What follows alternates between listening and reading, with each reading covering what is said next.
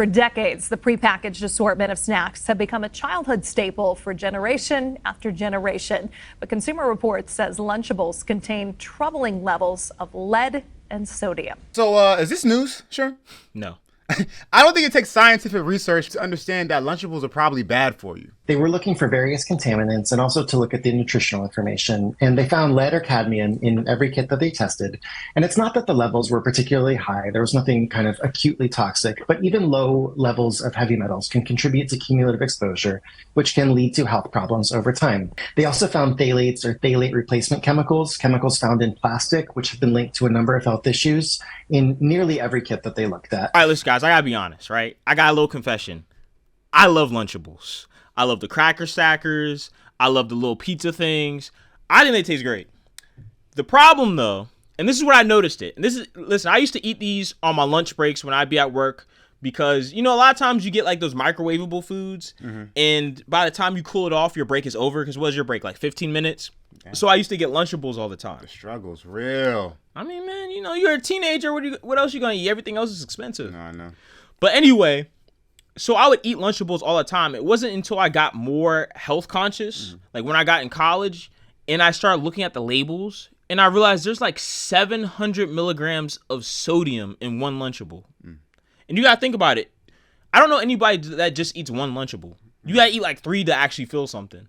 So just imagine that. That's like, I'm pretty sure that's over your daily dose of the sodium. I think your daily dose of sodium is like 1,000 milligrams. It's something that's very, very low. You don't gotta guess. It's way over the man in the video was saying that one Lunchable almost is like, what, a quarter? He was saying one Lunchable is like a quarter to a half of your daily recommended dose of sodium. From a nutritional perspective, we're looking at these foods that are very highly processed. They're packed full of additives, and they've got a lot of sodium. You know, a kid could be getting a quarter to a half of their daily sodium intake from one of these kits, which is a lot for a small meal. Not dose, but intake of sodium. So, yeah.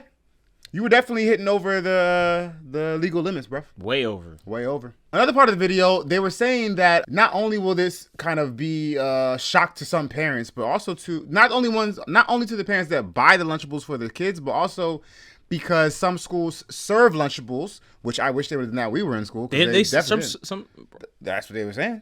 I know, I'd have loved that. Yeah, I would have went to that school every day. Bruh. So there are now a couple of versions of Lunchable kits that are that can be used in certain school lunch programs.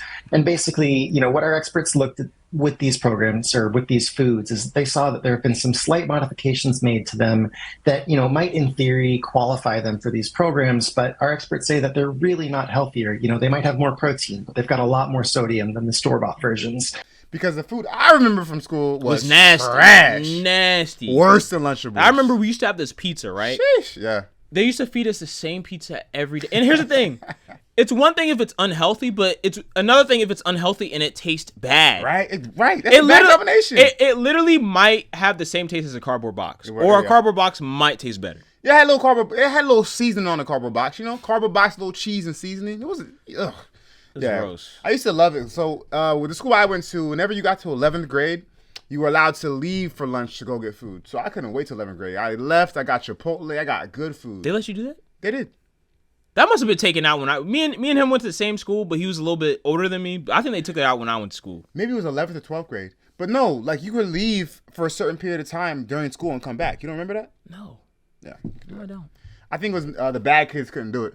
Oh, shut up. But anyway. Whatever. I was not bad.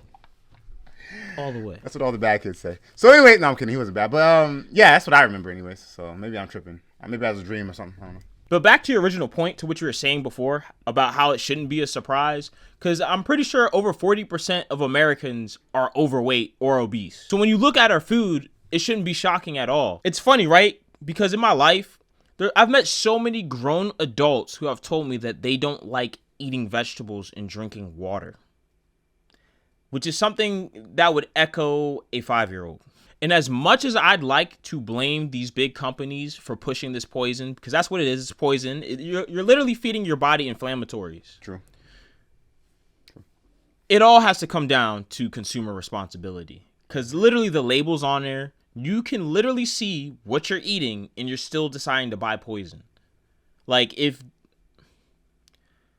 we didn't buy poison, they wouldn't sell it. Do you know how many adults still don't know how to read a food label? Well, they make it super complicated, bro. It's not complicated at all. It's complicated. It shows you exactly what's on it, and then after you read the label, this is the part that people always forget. When they see a label, they forget to look at the quantity. So they'll read one label and they'll assume, oh, this is for the whole meal. No, sometimes it's only for a portion of the meal. The serving size you're talking about? Yeah. Yeah, for sure. I agree with that.